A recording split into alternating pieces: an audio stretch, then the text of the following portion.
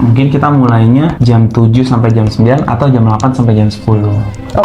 Terus kita maunya adat di pagi hari itu adalah Selebritas tanah air Thorik Halilintar akan segera menggelar acara lamarannya dengan Alia Mas Said diketahui pada Juli 2024 mendatang. Mungkin kita mulainya jam 7 sampai jam 10 pagi atau jam 8 sampai jam 10 pagi. Fokusnya sebelum sholat Jumat sudah selesai, ungkap Thorik Halilintar dikutip dari akun channel milik Thorik Halilintar. Thorik pun menambahkan bahwa tradisi yang digunakan dalam acara tersebut menggunakan tradisi adat Jawa, tepatnya tradisi Keraton Solo mengikuti adat dari keluarga besar Alia Mas Said.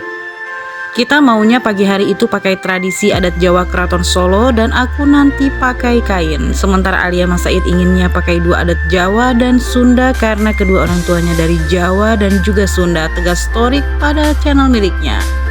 Thorik pun mengatakan akan tetap mengikuti keinginan sang kekasih menggunakan busana adat Jawa Keraton Solo untuk acara lamaran nanti. Meskipun dirinya berasal dari daerah Padang, Thorik cukup menghormati keluarga besar Alia Mas Said yang ingin prosesi lamaran tersebut dilakukan dengan adat Keraton Solo.